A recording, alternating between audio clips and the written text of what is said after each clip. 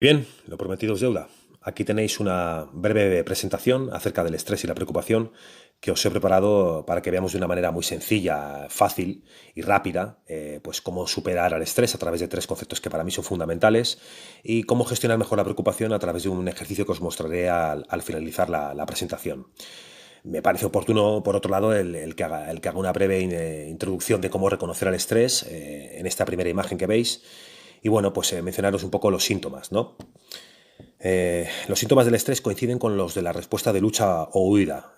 En general pueden producir agitación, irritabilidad, agresividad o de manera opuesta, retraimiento, aislamiento e inhibición.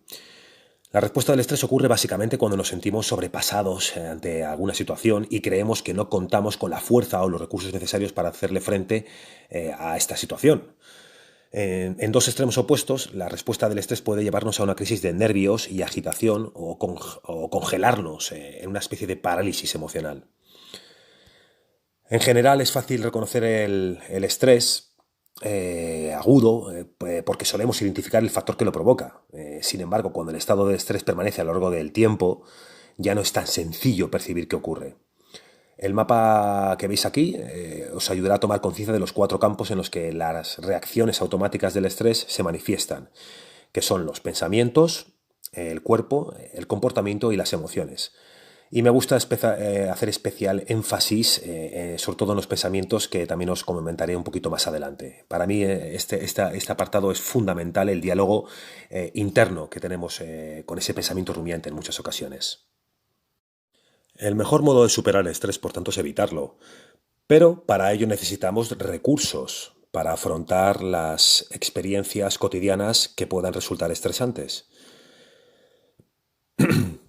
La elección, la congruencia y el desafío serán los recursos que vamos a utilizar para afrontar y superar el estrés. Pero, ¿qué significan estos tres términos? La elección es la capacidad y voluntad de responder de distintas maneras. Cuando uno tiene elección, se siente con el control. Otra manera de concebir la elección y el control es entenderlos como un equilibrio entre la percepción de los recursos y la percepción de la dificultad del desafío. Te propongo que veamos la siguiente gráfica, en la cual tenemos cuatro cuadrantes, el A, el B, el C y el D.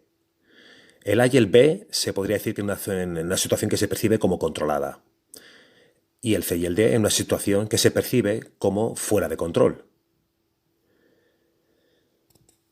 Esta, si te digo la verdad, es una manera de pensar verdaderamente útil y que cuando la persona que tienes la entiende,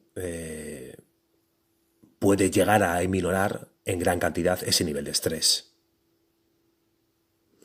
En las zonas A y D no hay estrés. Cuando sientas estrés, piensa dónde te sitúas normalmente. En la casilla C, preocupado por algo en lo que no puedes influir. Afronta la casilla C dejándolo ir. Quizás está en la casilla B, sintiéndote impotente frente a demasiadas exigencias. Afronta esta casilla, emprendiendo una acción, establece la prioridad de los asuntos y trata primero los importantes. No hacer nada lo empeora todo. Las casillas C y D son estados de irresolución. Deberás cambiar de estado para tratar un problema como es debido. El segundo recurso del que vamos a echar mano es el recurso de la congruencia. Procede de tener todas las partes de uno mismo trabajando juntas para el objetivo al que se aspira. ¿Y cuáles son estas partes? El pensar, el decir, el sentir y el hacer. Nada fácil, pero esta congruencia será fundamental para afrontar el estrés. Lo contrario de esta congruencia, evidentemente, es la incongruencia, un estado de división interior y de indiferencia. La incongruencia produce un bajo rendimiento en el trabajo y efectos nocivos en la salud. Cuando una persona es incongruente, no hay energía ni objetivo. El conflicto interno suele ir producir un estado de debilitamiento que influye sobre el sistema inmunitario a través de los vínculos cuerpo y mente y la acción de los neurotransmisores. Así que trabajemos esta congruencia para hacer frente al estrés. Y lo que siempre digo, estar alineado en estos 4 puntos cardinales. El tercer recurso del que vamos a echar mano es el desafío. El sentido de desafío procede de pensar en los resultados, de modo que los sucesos son oportunidades para avanzar hacia lo que queremos. Los hechos tienen los significados que nosotros le queramos darle, exactamente. Ahora bien, es normal sentir esta sensación de estrés cuando tengo que afrontar o cuando tengo que enfrentarme a una situación para la cual no tengo recursos. O, aunque sí tenga recursos para ello, tengo tal volumen de tareas que me impide hacer frente y por tanto caigo en esa parálisis por análisis. Estoy totalmente paralizado de tantas cosas que tengo que realizar que no realizo ninguna.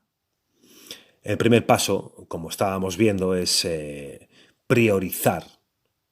Priorizar, seleccionar cuáles de ellas son las realmente importantes y urgentes, realizar una priorización sobre ellas e inevitablemente desarrollar un plan de acción. Y recuerda que en un espacio-tiempo solo se puede realizar una sola tarea a la vez. Así que puede que también, para controlar el estrés, para afrontar el estrés, tengas que desarrollar nuevas cualidades y tengas que desarrollar tu asertividad. En la gráfica podéis observar la relación que hay entre los desafíos y el nivel de destreza. Y también lo vamos a asociar con el primer punto que veíamos en referencia con la elección. Si la dificultad se percibe como muy superior a los recursos, se produce el estrés. Pánico, ansiedad, confusión. En cambio, cuando los recursos disponibles se perciben como muy superiores a la dificultad, aparece el aburrimiento y el descuido. El mejor equilibrio, la fluencia, está en el punto medio, cuando mis habilidades y los desafíos a los que me enfrento están más o menos equilibrados y demandan de mí lo mejor. La elección procede del control de la persona sobre su mundo interior y no sobre el exterior. Las investigaciones revelan que las personas con una elevada necesidad de impresionar y de controlar el mundo exterior sufren de un continuo estrés de poder y experimentan un estrés doble. Quieren controlar lo que sucede, pero no pueden. Y se preocupan y se estresan también por esto. Ahora bien, ¿cuál es tu definición de estrés? Lo que sí que es cierto es que como el estrés nos afecta a cada uno de forma muy diferente y las variables que tenemos desarrolladas cada uno o los recursos que tenemos desarrollados cada uno son diferentes, para afrontar las situaciones que nos ofrece nuestro entorno, la definición de estrés solo se puede definir por uno mismo. ¿Cómo te afecta el estrés? Todos tenemos alguna debilidad. Hay quien este estrés se le representa a través de la hipertensión, de dolores de cabeza, de dolores de espalda, de tensión en los hombros, en el cuello o de tensión en la espalda. O bien se puede centrar en el estómago a través de la indigestión o de alguna flatulencia. La disminución en cantidad y en calidad del sueño, sin una razón concreta, estar cansado durante el día, úlceras, resfriados que aparecen de repente y gripes, pueden ser señales que nos pueden lanzar información de que estamos bajo estrés. Otras señales que nos podemos encontrar también son el estado de irritabilidad, de inquietud o problemas de concentración a la hora de desempeñar un trabajo determinado. Lo que sí que te propongo es que, por ejemplo, hagas una lista de cómo te habla tu cuerpo. Te propongo que hagas un pequeño ejercicio. Dado que solo tú puedes definir el estrés para ti mismo, te propongo que reflexiones un poco sobre ello. ¿Cómo te afecta el estrés? ¿Cuánto estrés hay en este momento en tu vida? ¿De dónde procede? Averigua, indaga. ¿Ves alguna pauta? ¿Algo que se repita? ¿Sufres más síntomas de estrés en determinadas ocasiones, como por ejemplo fines de semana, vacaciones, problemas de trabajo? Es probable que el estrés tenga muchas causas. Cuando conozcas las causas que están estresándote y que se encuentran en tu campo de influencia, podrás empezar a afrontarlas. Todos tenemos una zona de interés en la que nos preocupamos por lo que sucede. Y tenemos también una zona de influencia de la que podemos influir realmente en lo que nos sucede. Ambas zonas se superponen, pero no son lo mismo. No podemos influir en todo lo que nos interesa.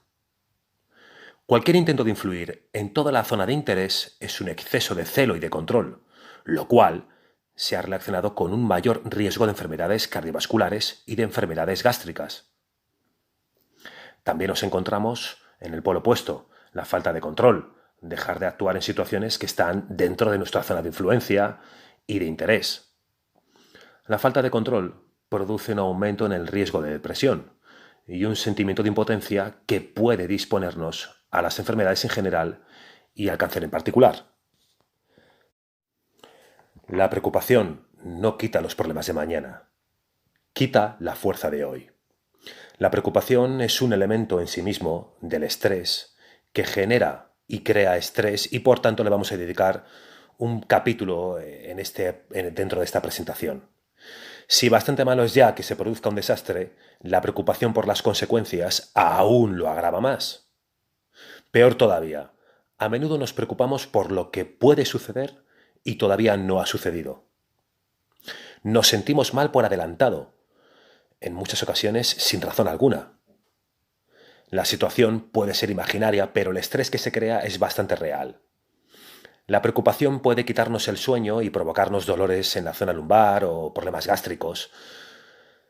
E incluso, cuando los problemas son reales, preocuparse no contribuye nada a resolverlos.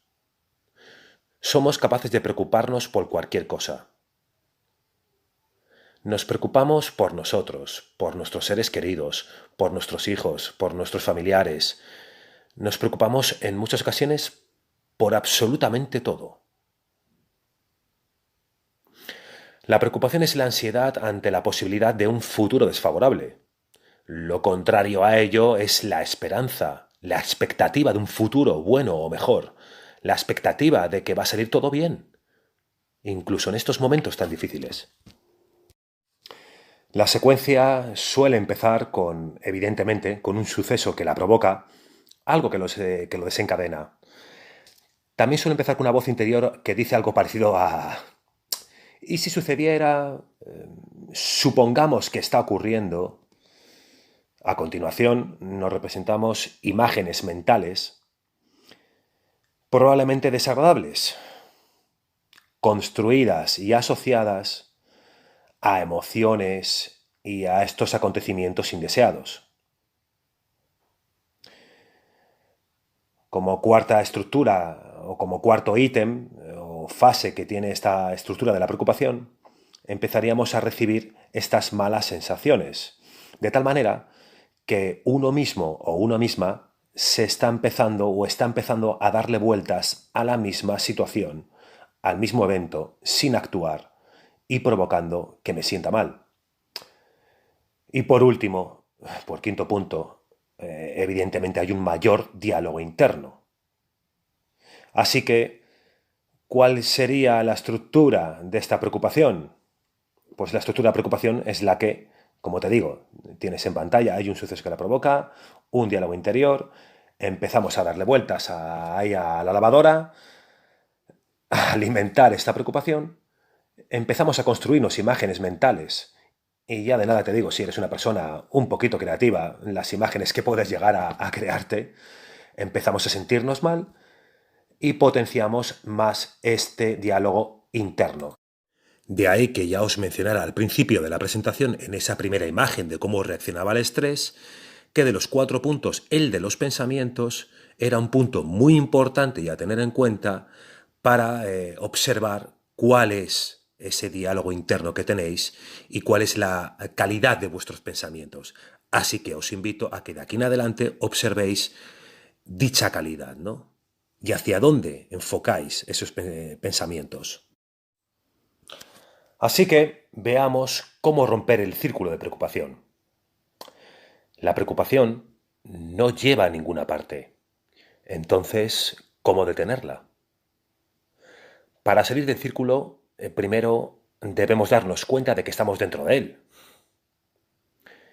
Esto significa que tenemos que saltar, tenemos que disociarnos, tenemos que verlo desde fuera, desde otra perspectiva. Verlo como lo que es, una secuencia de pensamientos que no conducen a ninguna parte. Algo que nos puede ser de utilidad es prestar la atención a nuestro cuerpo, ver cómo nos estamos sintiendo en ese momento. El siguiente paso podría ser preguntarnos qué debe ocurrir para que se cumpla todo lo que tengo en mente, toda la imagen que estoy diseñando. ¿Existe alguna prueba de que esto realmente que piensas vaya a suceder? Fíjate bien que la mayoría de las veces estamos atrayendo un futuro que nosotros mismos hemos diseñado. Ahora bien, ¿qué intención positiva existe detrás de esta preocupación que estás teniendo? ¿Qué provecho puedes sacar de preocuparte? ¿Puedes prepararte y hacer planes para estos sucesos negativos? La preocupación también suele desviar tu atención del asunto en el que realmente debes focalizarte. Utiliza estas perspectivas para cambiar la pregunta origen de la preocupación. En lugar de decirte, ¿y si sucede tal cosa? ¿Por qué no te dices, ¿qué haré si sucede esto? El cambio de pregunta tiene 3 efectos. Sitúa el suceso en el futuro, lo disocia de ti y cambia tu atención de los sucesos a las acciones. Y ahí es de vital importancia focalizarnos en las acciones. Pregúntate también si es posible que tus malos pensamientos, tus malos augurios, tus malos presagios se cumplan. ¿Necesitas trazar un plan ahora que te sirva para olvidarnos lo más rápido posible? También hay veces en las que las personas nos preocupamos en algunos momentos concretos. Podremos decir, nuestros momentos predilectos para preocuparnos. Quizás hayáis desarrollado estas costumbres a ciertas horas del día, quizás los domingos por la tarde, porque los lunes tengo que comenzar la rutina, cuando te metes a la cama, antes de empezar a dormir. Bueno, quizá cada uno de nosotros y de nosotras tengamos un lugar especial, sobre todo si se trata un tema en concreto a solucionar. Así que esto es también parte de la estructura de la preocupación. Ver si el entorno en el que nos estamos focalizando o localizando nos está influyendo de forma negativa. La estrategia para romper el círculo de preocupación pasa por identificar qué diálogo interno estoy teniendo y pasar de un diálogo interno negativo a focalizarme en las acciones que realizaré si esto ocurre. Cambiar el diálogo interno si te está limitando. Como segunda fase, construye imágenes disociadas con diferentes alternativas y posibilidades. Dado que hemos dicho que muy probablemente estás utilizando imágenes, podríamos decir, catastrofistas para preocuparte por un determinado aspecto, ¿por qué no construir imágenes en las cuales veas y te veas a ti mismo o a ti misma con las alternativas y con el desarrollo interesante y poderoso? Tercer punto, escoge una que te haga sentir bien. Siguiente punto, asóciate a la imagen que te hace sentir bien. Siéntelo con fuerza, con intensidad e intención. Y evidentemente cambia tu estado emocional, tu estado mental. Supón que vas a llevar a cabo esta secuencia y que parece que no puede hacer nada, que no tiene resultado. Entonces, ¿significa que no puedes hacer nada? Puede que sí. Así que el siguiente paso será aceptar la situación como está de momento. Quizá cambie, o quizá no, pero en cualquier caso, si puedo hacer algo, realizaré algo. Y si no, dejará de preocuparme, evidentemente. La preocupación suele empezar con un diálogo interno, con un diálogo interior. De hecho, buena parte de este diálogo interior es de poca utilidad y la otra parte probablemente resulte estresante. A veces ni se nos ocurriría hablar a nadie de la manera que nos estamos hablando nosotros mismos. Todas las creencias y presupuestos limitadores que tenemos aparecen en nuestro diálogo interior. Cuando hablamos con nosotros mismos, utilizamos palabras que, como te digo, muy probablemente no utilizarías con otra persona. Sin embargo, a veces olvidamos que el lenguaje es una manera de representar la experiencia y no la experiencia en sí misma. Y no lo utilizamos de la manera adecuada. Sabemos que nuestros pensamientos tienen efectos reales sobre nuestro sistema nervioso. Ahora planteamos cómo el sistema inmunitario está pendiente también de nuestro diálogo interno. Tal vez incluso obedezca a las sugerencias de este, sin que lo sepamos. Por lo tanto, poner en orden el diálogo interno podría tener un efecto muy beneficioso sobre el estado de la persona y sobre el vigor de su sistema inmune. Si aceptamos que cuerpo y mente están conectados, inevitablemente lo que le ocurra a mi mente, le ocurre a mi cuerpo. Aquellos pensamientos negativos que están naciendo de mi mente y que me están limitando, de una forma u otra, están cambiando también mi composición corporal. Así que, como te decía, a mí el primer paso es cobrar conciencia de este diálogo interior. La mayoría de las personas tienen una voz interior, en algunos casos fuerte e insistente, mientras que en otros casos a veces es más liviana. ¿Te has fijado alguna vez qué dirección produce tu propia voz interior? ¿Qué clase de tono emplea contigo? ¿De quién es esa voz? ¿Es tuya? ¿Viene de otras personas? Ya hemos visto la importancia del diálogo interno y hay herramientas al respecto para poder controlar ese diálogo interior. Ya hemos visto cómo las generalizaciones también pueden crear estrés. Para saber si estás cayendo en ellas, fíjate en tu voz interior y fíjate, escúchate, si utilizas palabras como, por ejemplo, todo, nunca, nada, siempre, en absoluto, no podría hacer eso jamás, todos se van a reír de mí, etcétera. Expuesto así, creo que evidentemente nada puede ser tan absoluto. También puede haber excepciones. En numerosas ocasiones nos establecemos normas a nosotros mismos con palabras como debería, no debería, tengo que o puedo. Son uno de los principales modos de establecer límites. Sin embargo, puede que estos límites estén desfasados o resulten irrazonablemente limitadores. Cuando te dedicas a ti mismo diciendo debería o tendría que hacer algo, detente y pregúntate qué sucedería si no lo hicieras. Otra alternativa es cambiar el debo, si lo descubre tu diálogo interno, por el puedo. El debo por el puedo. Pregúntate qué sucedería si hicieras eso que crees que puedes o eso que crees que debes hacer. O mejor, si no lo hicieses. Y explora las consecuencias. Cada vez que te digas a ti mismo no puedo, en tu diálogo interior, pregúntate de inmediato, ¿qué me lo impide? Tal vez exista una buena razón, pero también puede que se trate de una creencia limitante. Por último, capta en tu diálogo interior cualquier tendencia a culparte a ti mismo. Escucha la culpa y qué es lo que significa. Si es que tienes responsabilidad, has dejado de hacer algo o quizá tengas que hacer algo en ese momento. Cuando te descubras a ti mismo en ese acto de atribuir tu estado emocional a personas y circunstancias externas, pregúntate, ¿cómo exactamente lo estoy haciendo? La pregunta que subyace es algo así como, ¿cómo estoy yo contribuyendo a este estado?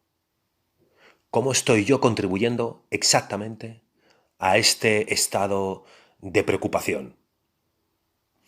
Si cambiamos el diálogo interno por aquel que nos sea de utilidad, cambiará nuestro estado emocional. Para poder cambiar este diálogo interno, toma conciencia de cómo te hablas. Observa si te sirve de utilidad y modifica lo que te limite o no te sirva para avanzar. Y una vez que tengamos controlado este diálogo interno, controlado este diálogo interno, o mientras estoy controlando este diálogo interno, diseña un plan de acción ordenado por prioridades para acercarte a tus objetivos y para salir de esta zona de estrés. Porque tu forma de pensar determina quién eres. El siguiente ejercicio está concebido para controlar la ansiedad y romper el círculo de preocupación. Cuando te sientas inquieto o cuando te sientas nerviosa, preocupado por alguna razón, este ejercicio te ayudará a buscar la verdadera raíz de tu problema y te ayudará a controlar, a resolverlo y a controlarlo más efectivamente. Como paso 1, coge un papel y un lápiz y describe el problema que te esté preocupando lo más ampliamente posible. Te animo a que hagas este ejercicio, es decir, ahora mismo vea por un papel y un lápiz y tómate este espacio de tiempo que has dedicado al aprendizaje también como una mejora personal. Lee lo que has escrito y tacha todas las frases que tienden a explicar mejor el problema. Todas aquellas que tengan que ver con probablemente, además, entonces, siempre, pero, seguramente. Todas aquellas partes que expliquen más allá el problema de lo realmente necesario.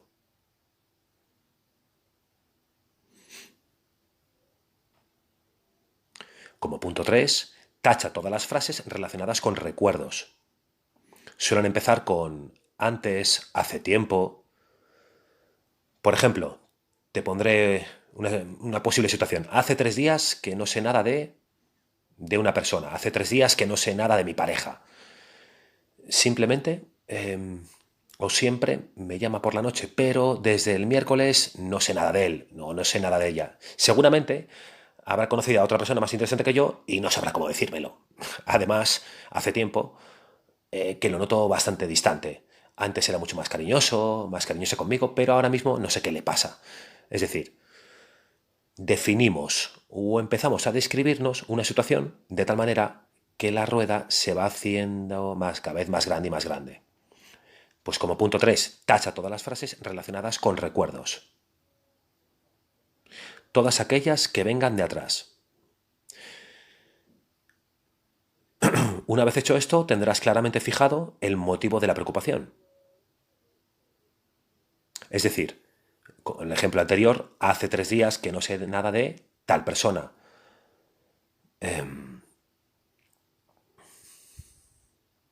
Como paso 5, escribe qué te diría un amigo que te quiere ayudar si le dijeses que estás muy preocupado por este motivo.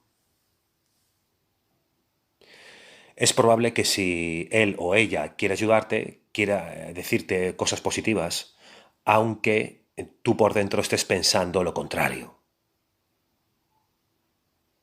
Es la forma que podemos utilizar para centrarnos realmente en el problema sin enriquecerlo, sin ornamentarlo. Y con este ejercicio ponemos fin a la presentación, en la cual espero que de algún modo os haya podido ayudar a obtener más información al respecto del estrés y la preocupación.